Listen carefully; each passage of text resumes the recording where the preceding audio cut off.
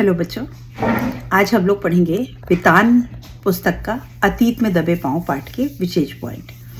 अभी ये जो पाठ है, वैसे तो मैं आपको कविता के विशेष बिंदु बताती हूँ, लेकिन इस पाठ में क्योंकि कुछ बातें बहुत इम्पॉर्टेंट हैं और अगर आप उन इम्पॉर्टेंट बातों को याद कर लें, पढ़ लें, तो आपका पूरा पाठ तैयार हो जाएगा और कोई भी प्रश्न का उत्तर आप लिख सकते हैं।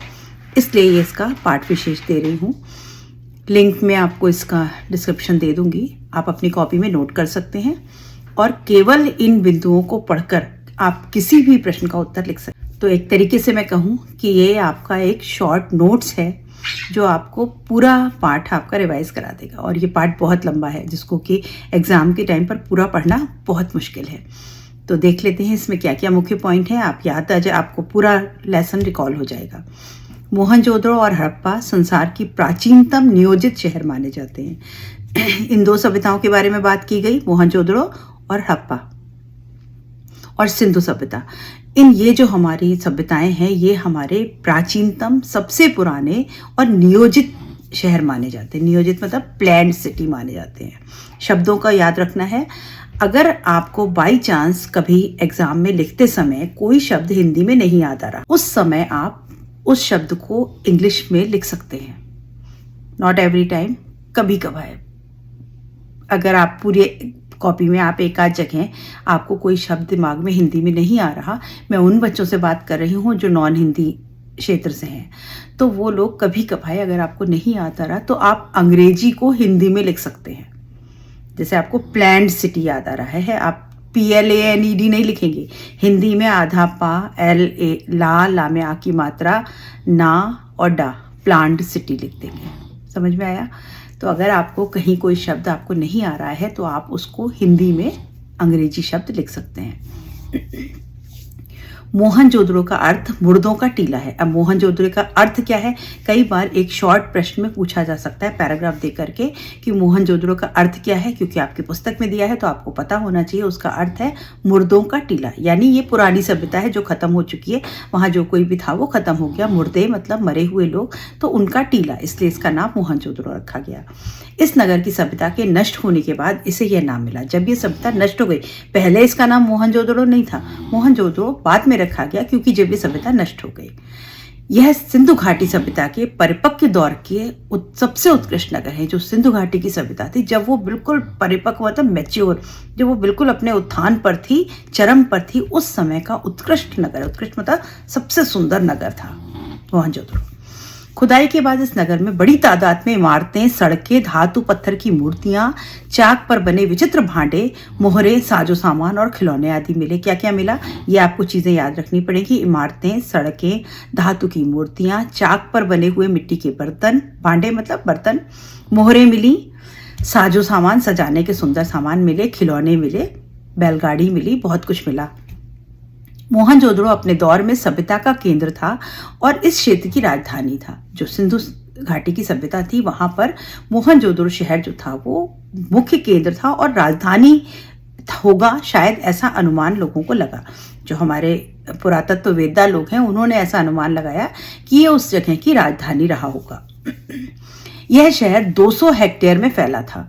अभी ये डिजिट्स जो है वो एक आध याद रखिएगा। 200 हेक्टेयर में फैला हुआ शहर था। 5000 साल पहले यह एक महानगर था। कितना पुरानी बात है ये? 5000 वर्ष पुरानी बात है। इस नगर से सैकड़ों मील दूर हड़प्पा नामक नगर था। इसी से थोड़ी सैकड़ों दूर मतलब सैकड़ों मील दूर एक हड़प्पा नाम का शहर था, जिसके साक्ष्य रेल लाइन बिछाने के समय नष्ट हो गए। हड़प्पा की जो सभ्यता थी वो इससे सैकड़ों मील दूर सभ्यता थी, लेकिन जिस समय रेलवे लाइन बिछाने का काम हुआ आधुनिक समय में, तो उस समय इसके कुछ साक्ष्य थे, कुछ प्रूफ हो गए होते, पर वो खुदाई के समय वो नष्ट हो गए। अगर वो नष्ट ना हुए होते तो शायद हमको हड़प्पा की सभ्यता के बारे में भी कुछ पता होता, पर वो नष्ट हो चुके थे। इस नगर से सैकड़ों मील दूर हड़प्पा नामक नगर था, जिसके साक्ष्य रेल लाइन बिछाने के समय नष्ट हो गए। अभी नगर की रचना कैसी थी? पाठ पढ़ते समय याद था, यह नगर मैदान में नहीं था, अपितु टीलों पर बसा था। टीले मतलब ऊंचाई पर छोटे छोटे ऊंचे टीले, और वो टीले कैसे थे? प्राकृतिक नहीं थे, मानव निर्मित टीले थे। नदी, सिंधु नदी बगल में बहती थी, तो नदी के पानी से, उसके बाढ़ से, उसके प्रकोप से बचाने के लिए मानव में बुद्धि थी, उसने ऊंचाई पर अपना नगर बसाया था, जिससे कि उसको पानी से कोई नुकसान ना होने पाए। तो ये टीले मानव निर्मित टीले थे। इनमें कच्ची पक्की ईंटें, धरती की सतह को ऊंचा उठाया गया था। ईंटें लगा करके, कुछ कच्ची ईंटें थी, कुछ पक्की ईंटें थी, धरती के लेवल ऊंचा कर दिया गया था। यह कार्य सिंधु के पानी से बचाव के लिए किया गया था। सिंधु नदी का पानी कहीं नुकसान न पहुंचाए, इसलिए ये काम किया गया था। यानी लोग बुद्धिमान थे वहां के। यह नगर भले ही आज खंडहरों में बदल गया, किंतु इसके स्वरूप का अनुमान आसानी से लगाया जा सकता है। अभी बिल्कुल खंडहर हमें मिले वहां, लेकिन फिर भी इतना हमें मिल गया कि हम उस समय की सभ्यता का बहुत आराम से अंदाजा लगा पाते हैं। इसकी गलियां, सड़कें, कमरे, रसोई, खिड़की, चबूतरे, आंगन, सीढ़ियां, ये सब कुछ नगर की सुंदर नियोजन की कहानी खुद ही बता देते हैं। मतलब साक्ष्य मिले हैं हमको, लेकिन वो साक्ष्य उस समय की कल्पना को, उस समय की बात को एक अनुमान लगाने के लिए बहुत काफी है। मतलब हम आराम से उस समय का अंदाजा लगा पाते हैं। यहाँ की सभी सड़कें कैसी हैं? सीधी सड़कें हैं, और आड़ी और बेड़ी और आड़ी यानी ग्रिड रूप में है, जो कि किसी भी प्लान्ड सिटी में आपको देखने को मिलेगी। आज भी आपको बहुत से शहरों में प्लान्ड शहर नहीं मिलेंगे, आपको टेढ़ी मोड़ी गलियां, कूचे मिलेंगे।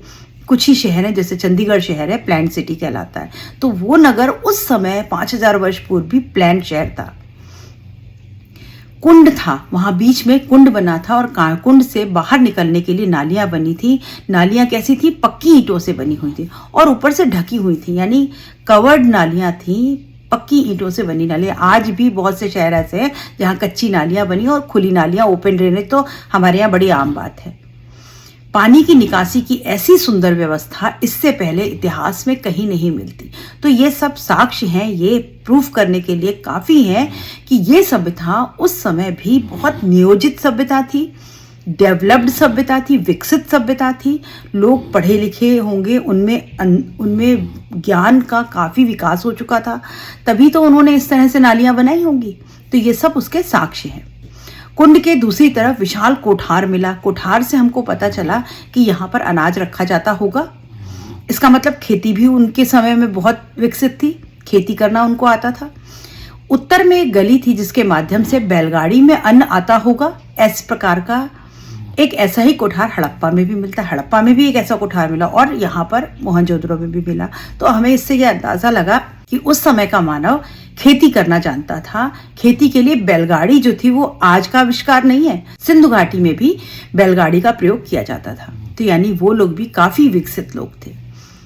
अभी वहां पर बौद्ध स्तूप मिले, यानी यहाँ पर बौद्ध धर्म का प्रचार और प्रसार हो चुका था।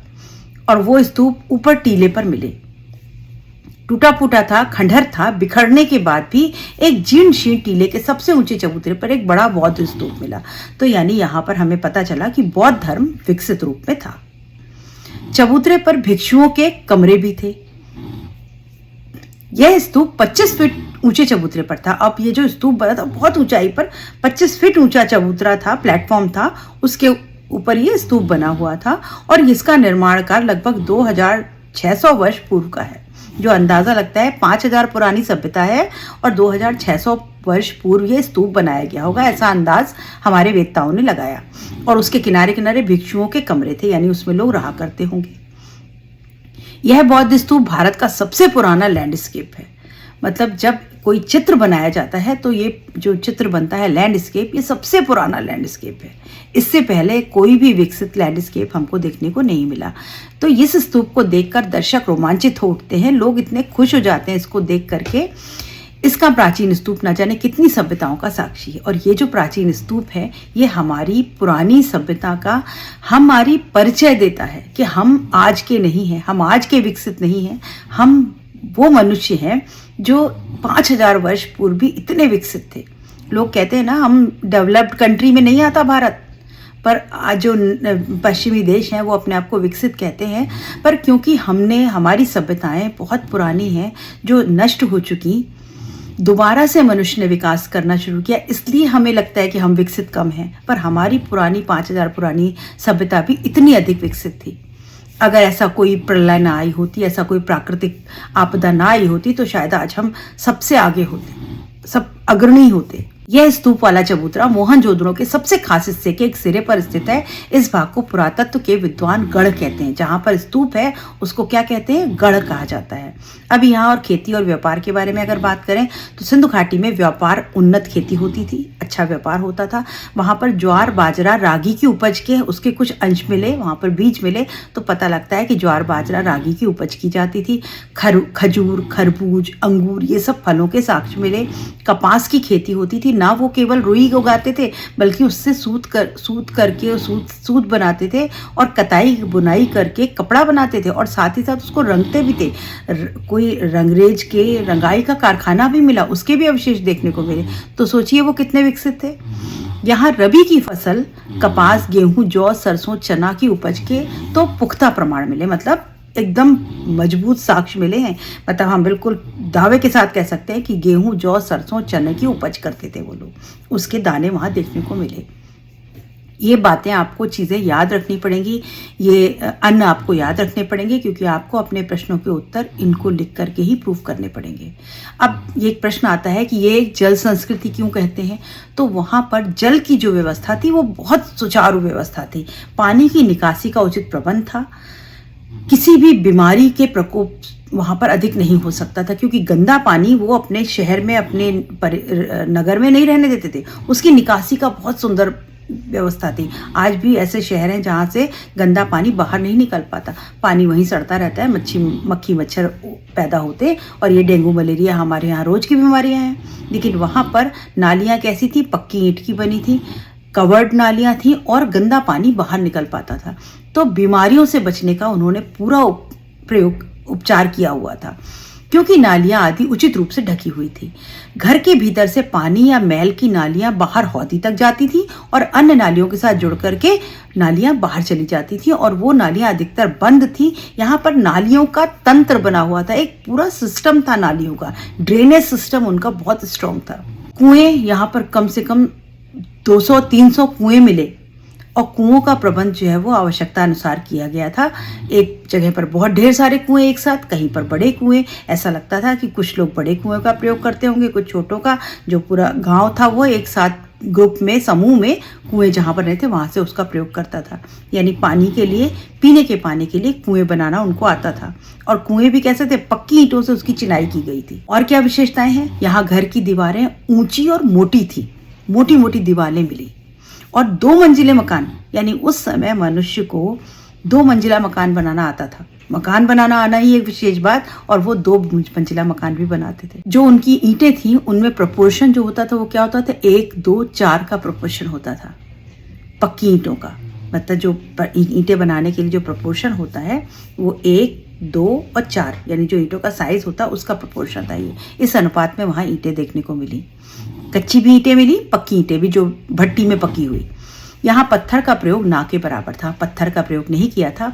ईंटें बना करके वो घर बनाते थे। छोटे बड़े सब घर एक पंक्ति में थे। घर कैसे थे? लाइन में बने हुए थे। सड़कें कैसी थी? ग्रिड में बनी हुई थी। घरों में खिड़की और दरवाजों पर छज्जे नहीं थे। छज्जे मतलब आगे निकले हुए पोर्शन जो होता है वो छज्जा उसमें वहां पर नहीं था। यहाँ जो जॉन मार्शल की पुस्तक मिली उसमें 3 खंडों का एक बहुत बड़ा प्रबंध छपाया गया। उसमें सिंधु घाटी में प्रयोग होने वाले खुदाई में मिली ठोस पहियों वाली गाड़ी के चित्र मिले। अभी जो किताब थी जॉन मार्शल की उसमें पहियों वाली गाड़ी मिली, यानी हम अगर कहें कि हमने पहिए का आविष्कार कर लिया, पहिए की खोज कर ली, तो ये हम गलत कह रहे हैं। 5000 साल पहले सिंधु घाटी की सभ्यता में हमको मोहनजोदड़ो में भी पहिए के साक्ष्य मिलते हैं, तभी तो वो बैलगाड़ी बनाते थे। वहां पर एक अजायब घर है मोहनजोदड़ो में, जहां पर मोहनजोदड़ो से मिले हुए जो अवशेष थे उसको रखा गया है। खंडहरों के मध्य एक साबुत इमारत है में अजायब घर है। यह किसी कस्बाई स्कूल की छोटी इमारत जैसा है और सामान भी ज्यादा नहीं है। अब वहां ज्यादा सामान नहीं है, थोड़ा सामान रखा है। अजायब घर छोटा है, सामान भी ज्यादा नहीं है। अहम चीजें कहाँ चली गई? कराची, क्योंकि पाकिस्तान में है वो एरिया, तो वो कराची, लाहौर चली गई। कुछ दिल्ली में अजायब घर में रखी और कुछ जो ब्रिटिशर्स आए तो वो लंदन ले गए हमारी चीजें। ये अकेले मोहनजोदड़ो की खुदाई में निकली पंजीकृत चीजों की संख्या 50,000 से ज्यादा है। लेकिन फिर भी 50,000 से ज्यादा पंजीकरण जो रजिस्टर्ड होती हैं वो ऐसी चीजें हमारी सरकार के द्वारा उस अजायब घर में रखी गई हैं, और वो चीजें इतनी काफी हैं कि वो हमारी उस सभ्यता के को प्रूव करने में हमारी मदद करती हैं, वो काफ़ी हैं। उससे हमारी सभ्यता का पूरा अंदाज़ा हमको लग जाता है, जबकि हमारी कितनी चीज़ें कराची चली गई, दिल्ली चली गई और लंदन चली गई। काला पड़ गया गेहूं, तांबे और कांसे के बर्तन, मोहरे चाक पर बने विशाल मिट्टी के बर्तन, उन पर काले पूरे चित्र, माप तौल के पत्थर, तांबे का आईना, मिट्टी की बैलगाड़ी, दूसरे खिलौने, रंग बिरंगे पत्थर, मनके मतलब मोती, इस तरह की चीजें, पत्थरों के औजार, ये सब कुछ हमको देखने को मिलते हैं। साथ ही क्या मिला? सुइयां मिली, और उनके अलावा हाथी दांत और तांबे से बनी हुई सुई, नर्तकी मिली, नर्तकी की मूर्ति मिली, वो दुशाला ओढ़े हुए है। उस दुशाला पर कढ़ाई के नमूने बने, यानी उनको कढ़ाई आती थी, सिलाई आती थी, साज श्रृंगार का सामान वो बनाते थे। राजा की मूर्ति मिली, वो राजा की मूर्ति भी दुशाला ओढ़े थी। राजा की मूर्ति दाढ़ी वाला नरेश था, उसकी मूर्ति मिली, लेकिन मूर्ति कैसी थी? छोटी थी। उसके मुकुट था, लेकिन वो मुकुट भी छोटा मिला।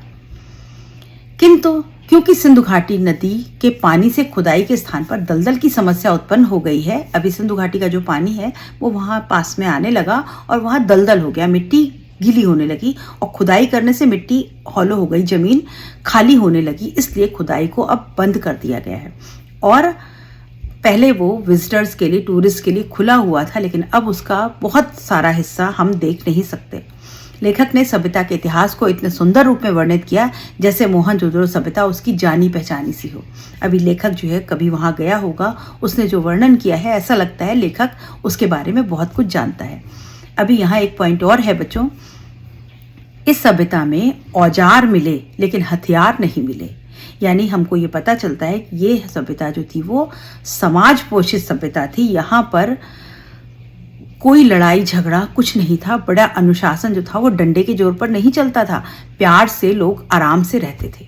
लड़ाई कोई सेना के रहने की जगह नहीं मिली। तो ये पता चलता है कि ये सभ्यता कैसी थी? राज पोषित सभ्यता नहीं थी, समाज पोषित सभ्यता थी। समाज के सुख दुख को ध्यान में रख करके बनाई हुई सभ्यता थी। कोई राजा प्रजा का नहीं था, कोई हथियार, वहाँ बड़े बड़े गन और भाले और त्रिशूल नहीं मिले। और दूसरा क्या मिला? यहाँ दिखावे का आडंबर नहीं था, बहुत कोई भी चीज़ बहुत बड़ी बड़ी नहीं मिली, सब कुछ मिला लेकिन सब छोटे छोटे आकार मिले। राजा का मुकुट तक छोटा मिला, राजा को कोई बड़ा महल नहीं मिला, कोई बड़े बड़े मंदिर नहीं मिले। एक केवल बौद्ध स्तूप देखने को मिला जो कि 5000 साल पुराना नहीं है, 2600 साल पुराना है। तो भव्यता का आडंबर नहीं था, अपने आप को दिखाने का, वैभव दिखाने का ऐसी कोई प्रवृत्ति वहाँ नहीं थी, दिखावे की सभ्यता नहीं थी। सब लोग लो प्रोफाइल, इसीलिए इसको कहा जाता है लो प्रोफाइल सभ्यता। तो ये लो प्रोफाइल सभ्यता थी, समाज पोषित सभ्यता थी, हथियार नहीं थे, औजार मिले, लोग शांति से रहते थे, अनुशासित थे और बहुत ही नियोजित ढंग से रहते थे, प्लान्ड रहते थे। ये इस सभ्यता की विशेषता है। बच्चों, जितने पॉइंट हमने यहाँ पढ़े उससे आपको पूरे पाठ का सार मिल गया। अगर ये इतने पॉइंट आपने पढ़ लिए, समझ लिए, याद कर लिए, दिमाग में रखे, तो आप किसी भी प्रश्न का उत्तर बहुत आसानी से लिख पाएंगे। और क्योंकि ये प्रश्न, ये पाठ आपका बहुत इम्पोर्टेंट है, इसमें से एक प्रश्न अवश्य आता है और वो 3 नंबर का प्रश्न होता है, लंबा प्रश्न होता है। तो इसका ये नंबर आपके कहीं जाए नहीं, आपको पूरे अंक मिल जाए, इसीलिए इसका मैंने शॉर्ट नोट्स आपको दिया है। इसको आप अपनी कॉपी में नोट कर लें, लिंक आपको वीडियो में मिल जाएगा, और एग्ज़ाम में जाने से पहले इसको ज़रूर पढ़ें। आई होप आपको समझ में आ गया होगा बच्चों। मिलते हैं नेक्स्ट वीडियो में नेक्स्ट पार्ट विशेष के साथ। Good bye.